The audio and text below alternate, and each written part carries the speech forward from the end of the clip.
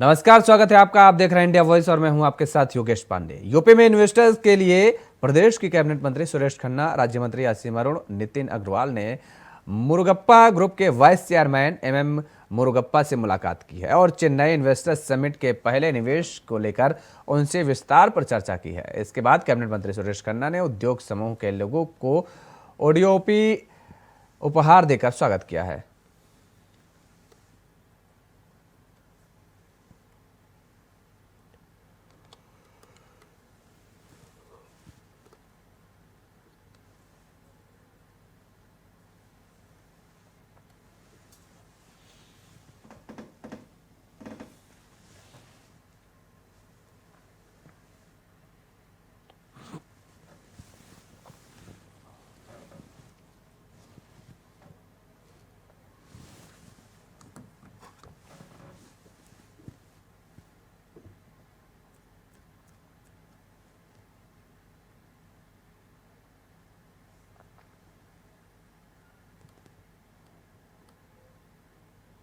उत्तर प्रदेश की कन्नौज में भीषण सड़क हादसा हुआ है जिसमें 3 लोगों की जान चली गई है। हादसे में 6 यात्री घायल हो गए हैं। बस में करीब 40 लोग सवार थे। शुरुआती जानकारी के मुताबिक बस काफी तेज रफ्तार में जा रही थी और अचानक से अनियंत्रित होकर दुर्घटनाग्रस्त हो गई। हादसे की सूचना मिलने पर मौके पर पहुंचे पुलिस ने घायलों को अस्पताल में भर्ती कराया है। रात्रि लगभग 9:30 बजे आगरा लखनऊ एक्सप्रेसवे पर एक बस के दुर्घटनाग्रस्त हो जाने की सूचना प्राप्त हुई थी। इस दुर्घटना में 3 सवारियों की मृत्यु हुई है तथा 6 सवारियां घायल हुई थीं। घायलों को उपचार हेतु निकटवर्ती अस्पताल में पहुंचाया गया है। अग्रिम विधिक कार्रवाई प्रचलित है। ग्रेटर नोएडा के यमुना एक्सप्रेसवे पर हादसा। 0 पॉइंट पर टमाटर से भरा कैंटर खाई में गिरा है। टमाटर से भरा कैंटर ग्रिल तोड़कर नीचे खाई में गिरा है।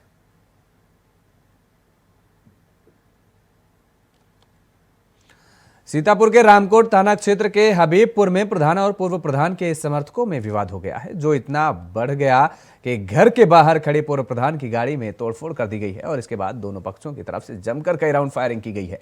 फायरिंग की घटना से इलाके में दहशत का माहौल व्याप्त हो गया है। वहीं घटना से गुस्साए लोगों ने बीजेपी का झंडा लगी गाड़ियों में भी तोड़फोड़ कर दी है। साथ ही गुस्साए लोगों ने NH-24 पर पहुंच गए, जाम लगाया और पुलिस के खिलाफ जमकर नारेबाजी की। घटना की सूचना मिलते ही पुलिस के आला अधिकारी मौके पर पहुंचे हैं और लोगों को समझाकर मामला शांत करवाया। इसके साथ ही मामले में कार्रवाई करते हुए पुलिस ने 4 लोगों के खिलाफ FIR दर्ज कर ली है और मामले की जांच में अब जुट गई है।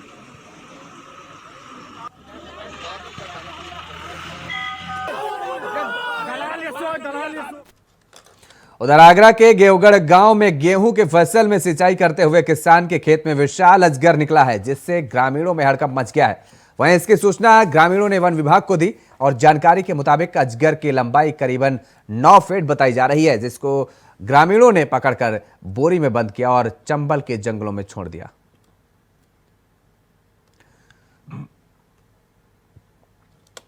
उधर जालौन में एक देवर ने अपनी ही भाभी की कुल्हाड़ी से काटकर हत्या कर दी है और सबूत मिटाने के लिए उसके शव को आग के हवाले कर दिया। लेकिन तबे पीड़िता की चीख पुकार ग्रामीणों ने सुन ली और पुलिस को मामले की सूचना दे दी।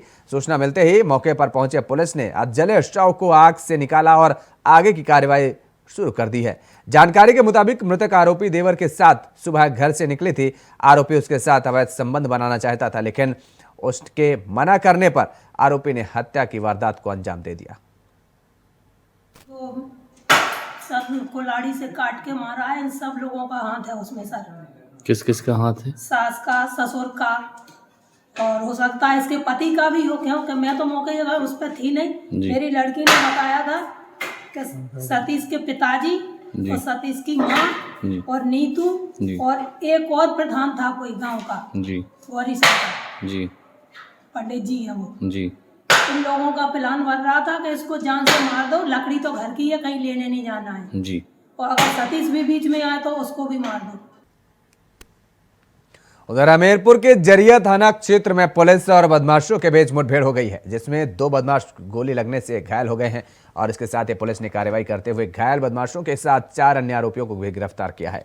जानकारी के मुताबिक घायल बदमाशों पर 15-15 हजार रुपए का इनाम था। आपको बता दें कि किसी बड़ी घटना को अंजाम देने के लिए करीब आधा दर्जन बदमाश अवैध असलाहों के साथ बैठे हुए थे और लेकिन उसकी सूचना लगते ही पुलिस ने घेराबंदी कर मुठभेड़ के बाद उनको गिरफ्तार कर लिया है।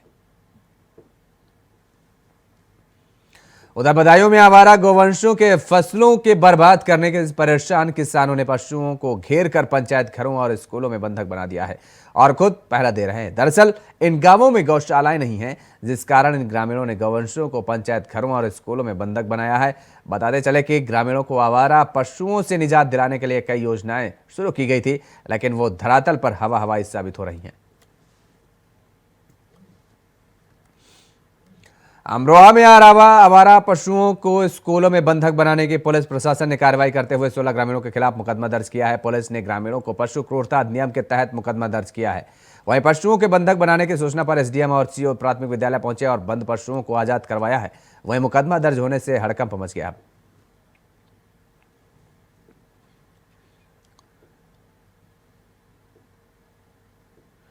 उधर बदायूं के कस्बा बिसौले में नगर पालिका की लापरवाही सामने आई है, जहां एक घायल बुजुर्ग इस कड़कड़ाती ठंडे में खुले आसमान के नीचे सोने को मजबूर है।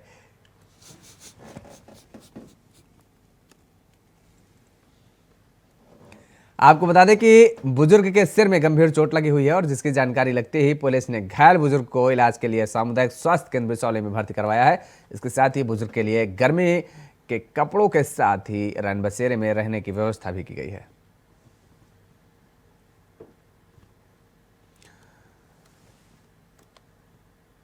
और उधर हरियाणा में राहुल गांधी की यात्रा लगातार जारी है। हरियाणा में यात्रा के दूसरे फेज के दौरान चौथे दिन खानपुर कोरिया से यात्रा की शुरुआत हुई है। यात्रा शाहबाद पहुंचकर राहुल गांधी ने यहां टी ब्रेक लिया और फिर पट्टी बोरीपुर क्रॉस से फिर से यात्रा शुरू कर दी है। यात्रा कुरुक्षेत्र से शुरू होकर अंबाला जाएगी और फिर अंबाला से होते हुए पंजाब की ओर प्रस्थान करेगी। राहुल गांधी की यात्रा लगातार जारी है।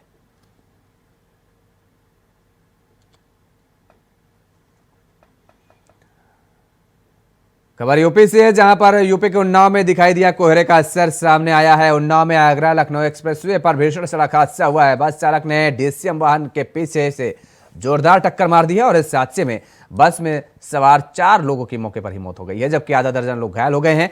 सड़क हादसे की सूचना मिलते ही पुलिस की टीम मौके पर पहुंची और शव को कब्जे में लेकर उसे पोस्टमार्टम के लिए भेज दिया है।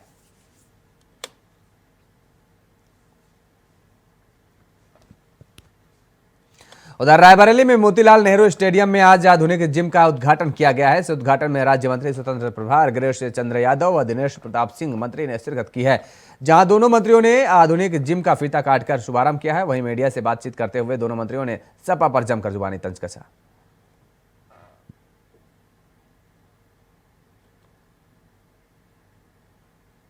वहीं अलीगढ़ थाना खैर क्षेत्र से 2 किलोमीटर की दूरी पर एक सड़क हादसा हुआ है। घने कोहरे के चलते ये हादसा अलीगढ़ पलवल रोड पर हुआ है। बता दें कि अलीगढ़ धनीपुर मंडी से धान लेकर दिल्ली जा रहा कैंटर और खैर के पास अनियंत्रित होकर सड़क के किनारे पलट गया है। कैंटर के अचानक पलटने से यातायात व्यवस्थाएं कई घंटों तक प्रभावित रही हैं और स्थानीय पुलिस की मदद से क्रेन से कैंटर को बाहर निकाला गया है। बता दें कि घने कोहरे और सड़कों में हो रहे गड्ढों के कारण आए दिन रोड पर हादसे होते नजर आ रहे हैं। फिलहाल सड़क हादसे में किसी तरह की कोई जनहानि नहीं हुई है।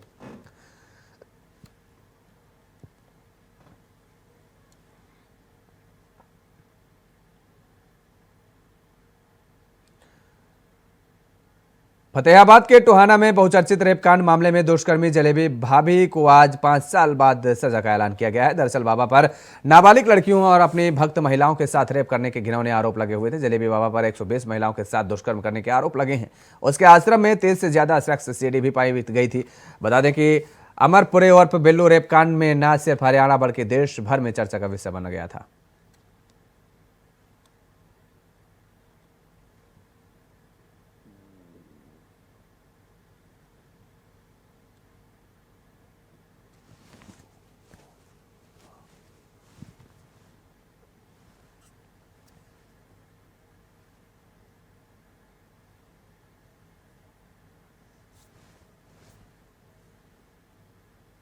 उत्तर प्रदेश के संभल से सपा सांसद डॉक्टर शफीकुर रहमान बर्क ने एक बार फिर से विवादित बयान दे दिया है। सपा सांसद ने मदरसे और दुश्मन देश चीन को लेकर बीजेपी सरकार पर निशाना साधा है।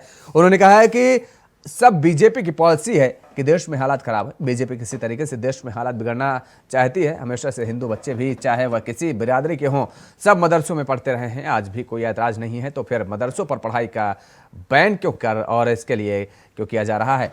यह रुकावट डाली जा रही है। इसके साथ ही उन्होंने यह भी कहा है कि सरकार मुसलमानों को हैरेसमेंट कर रही है। मुसलमान अगर तालीम हासिल करता है तो सरकार की नज़र में वह गुंडा और बदमाश है। सरकार मुसलमानों को न पढ़ने देना चाहती है और न ही बढ़ाना। जो ऐसे वक्त में कि जबकि वहाँ के सारी औरतें, मर्द, बच्चे, मरीज और और जो बहुत दुखी थे, जिन पे कपड़ा भी नहीं था पहनने के लिए, भूखे भी थे कुछ लोग। बहरहाल ऐसी हालत में इंसानियत का तकाजा था। इस वक्त सुप्रीम कोर्ट ने इंसानियत के ग्राउंड पर यह फैसला दिया है, हम उसको मुबारकबाद देते हैं। आज मुल्क को ऐसे ही फैसलों की ज़रूरत है और जब तक मुल्क के अंदर इंसाफ नहीं होगा उस वक्त तक मुल्क की तरक्की नहीं हो सकती। मुल्क के अंदर जो हालात हैं ख़राब है, हालात दुरुस्त नहीं हो सकते। इसलिए हमारी मांग है और हम ये इस बात के लिए अप्रिशिएट करते हैं कि जो सुप्रीम कोर्ट का ये फैसला आया है, ये एक तारीखी लैंडमार्क है। और यहाँ पर रुकते हैं एक छोटे से ब्रेक के लिए फोन हाजिर होते हैं। ब्रेक के बाद एक बार फिर आप सभी का स्वागत है और खबरों में अब आगे बढ़ेंगे। यूपी के कानपुर के कर्नलगंज में कल ईदगाह कब्रिस्तान में एक दुर्लभ गिद्ध लोगों ने पकड़ा। स्थानीय लोगों ने इसे वन विभाग को सौंप दिया है। बताया जा रहा है कि ये गिद्ध एक हफ्ते से यहाँ था। लोगों ने उसे पकड़ने की कोशिश की लेकिन सफल नहीं हुए। आखिरकार जब वह नीचे आया तो उसे लोगों ने पकड़कर वन विभाग को सुपुर्द कर दिया है।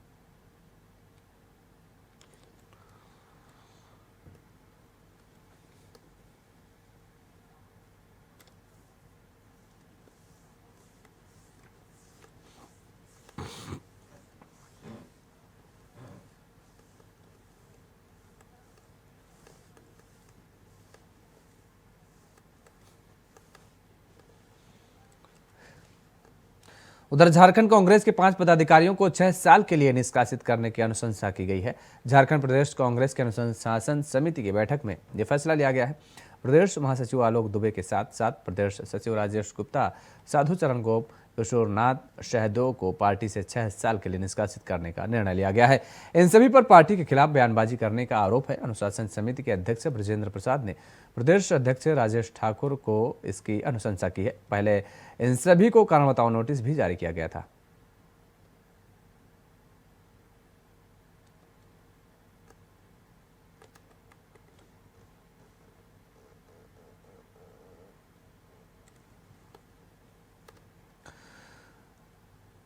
सिद्धार्थनगर जिले के नौगढ़ ब्लॉक के जगदीशपुर ग्रांड का एक वीडियो सामने आया है। वीडियो में ग्राम पंचायत के अधिकतर शौचालयों में सीट नहीं है तो वहीं गेट का तो नामो निशान नहीं दिख रहा है। इन अधूरे बने शौचालयों का प्रयोग भूसा और उपले रखने के लिए किया जा रहा है।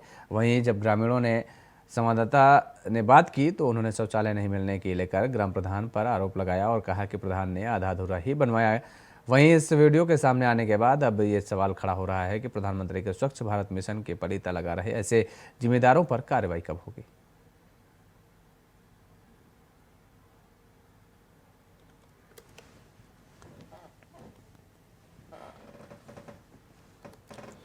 जालौन से खबर है जहां पर स्वास्थ्य सेवाओं की लचर तस्वीरें सामने आई हैं। प्रसव के दौरान प्रसूता की मौत हो गई है और निजी नर्सिंग होम पर लगाए गए हैं लापरवाही के आरोप। प्रसूता की झांसी मेडिकल कॉलेज में रेफर कर दिया गया है। ज्यादा खून बहने के प्रसूता की मौत हुई है। 1 साल पहले हुई थी विवाहिता की शादी। शव का पंचनामा भरकर पोस्टमार्टम के लिए भेज दिया गया है।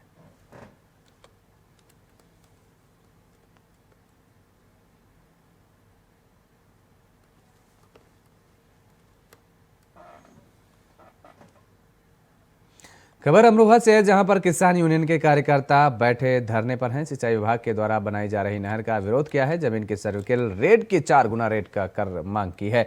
सैकड़ों महिलाओं के साथ धरने पर बैठे किसान और सैकड़ों पुलिस फोर्स के जवान नहर पर तैनात किए गए। अमरोहा के थाना देहात मकसूदपुर गाँव की घटना है।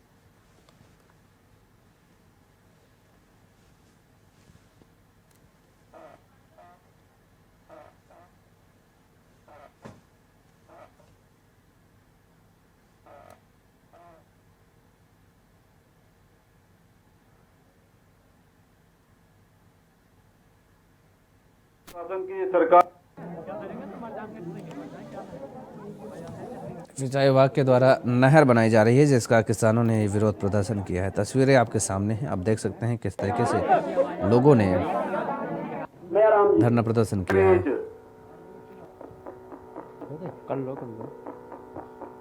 आप लोग देख लो, प्रशासन की सरकार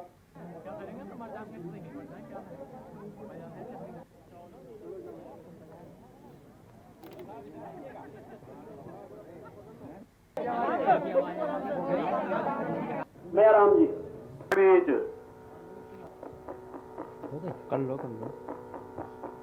आप लोग देख लो, प्रशासन की सरकार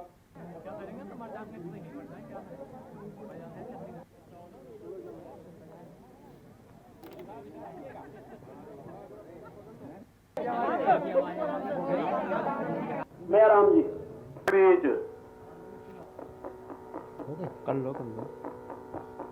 आप लोग देख लो, प्रशासन की सरकार।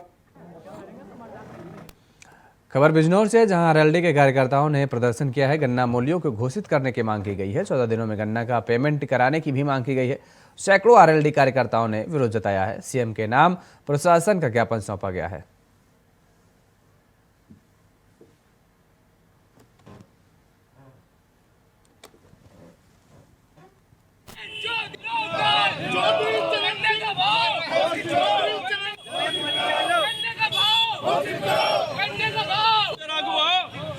अध्यक्ष तो ले लो।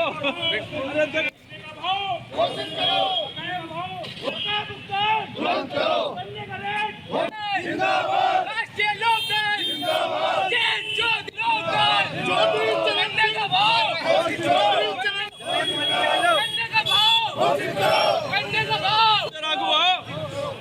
तो ले लो।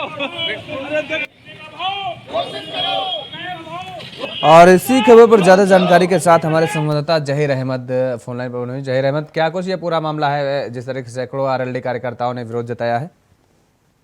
बिल्कुल, देखिए मैं आपको बता दूं, बिजनौर शहर में आज राष्ट्रीय लोकदल के दर्जनों कार्यकर्ता और नेता इकट्ठा होकर के पूरे शहर भर में प्रदर्शन किया उन्होंने, और एक ज्ञापन प्रशासन को सौंपते हुए मांग की कि जो गन्ने का मूल्य है उसको घोषित किया जाए। साथ ही जो 14 दिन में पेमेंट की बात सरकार के द्वारा की गई थी, वो पेमेंट नहीं हो रहा है, वो ब्याज के साथ किसानों का पेमेंट किया जाए। जी बिल्कुल। इसके बाद अधिकारियों की तरफ से, प्रशासनिक अधिकारियों की तरफ से क्या कुछ आश्वासन दिया गया?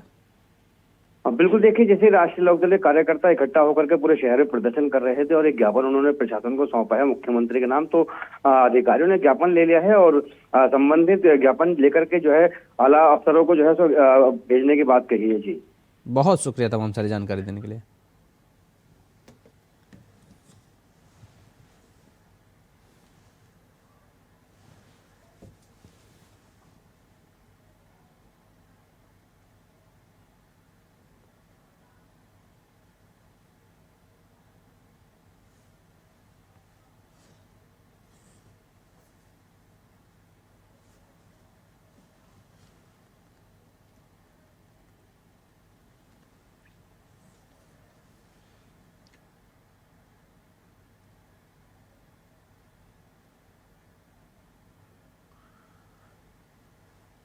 उधर महाराजगंज जिले में एक ऐसा सनसनीखेज मामला सामने आया है, जहां एक 8वीं का सिरफिरा नाबालिग छात्र एक तरफा प्यार में 6वीं क्लास में पढ़ने वाली छात्रा के घर जा पहुंचा और उसके गले पर चाकू रखकर पहले तो धमकाया, फिर उसकी मांग में सिंदूर भर दिया। जिसकी जानकारी मिलने पर पीड़ित परिवार ने इसकी शिकायत की पुलिस से की है और जिस पर पुलिस ने रिपोर्ट दर्ज करते हुए आरोपी लड़के को गिरफ्तार कर लिया है।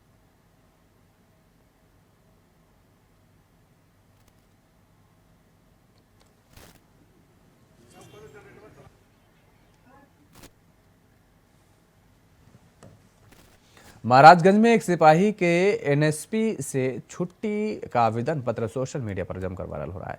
महाराजगंज जनपद के अपर पुलिस अधीक्षक आतिश सिंह को सिपाही द्वारा मार्मिक आवेदन पत्र छुट्टी की मांग की गई है। सिपाही ने लिखा है कि उसका पिछले महीने गौना हुआ है, उसे छुट्टी नहीं मिल रही थी, इससे पत्नी नाराज हो गई है। सिपाही के कॉल करने की बार बात नहीं कर रही है और कॉल रिसीव कर बिना बात के मोबाइल सिपाही के मां को दे रही है। पत्नी की नाराजगी से सिपाही गौरव चौधरी ने प्रार्थना पत्र के माध्यम से एडिशनल एसपी से छुट्टी की प्रार्थना की, जिससे अब अपर पुलिस अधीक्षक ने कांस्टेबल को 5 दिन का आकस्मिक अवकाश स्वीकृत कर दिया है। वहीं सिपाही द्वारा लिखा गया पत्र अब सोशल मीडिया पर जमकर वायरल हो रहा है।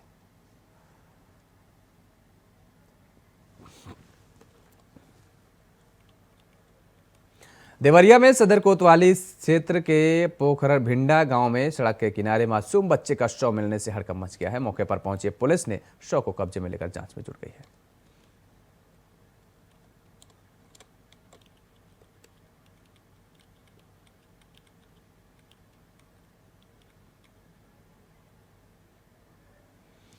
रायबरेली में भूमाफियाओं के हौसले बुलंद हुए हैं। घर के रास्ते पर कराया गया अवैध निर्माण रातों रात करवाया गया है। ये निर्माण स्थानीय लेखपाल की मिलीभगत का आरोप भी लगाया गया है। पीड़िता ने डीएम से न्याय की गुहार लगाई है। मेलेरिया थाना क्षेत्र के जैतपुर का ये मामला बताया जा रहा है।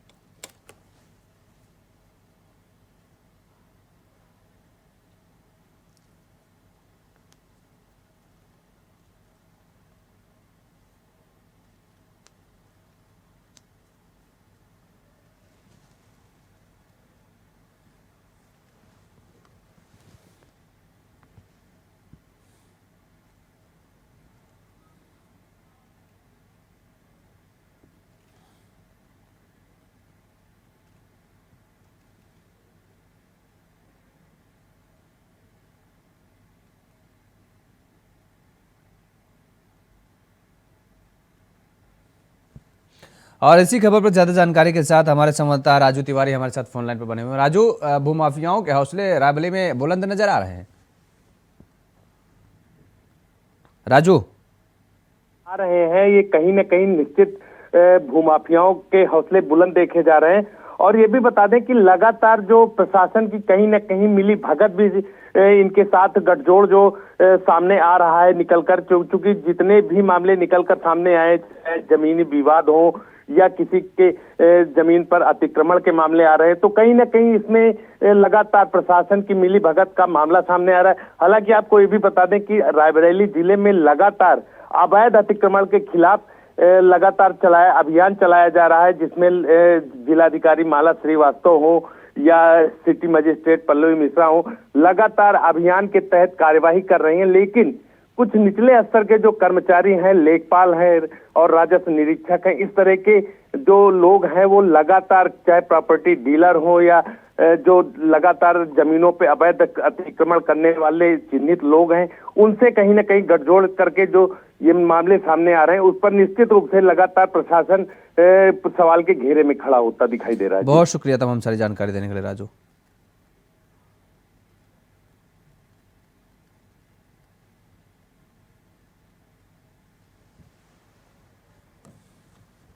और इस बुलेटिन में फिलहाल इतना ही। खबरों के लिए आप बने रहिए इंडिया वॉइस के साथ। नमस्कार।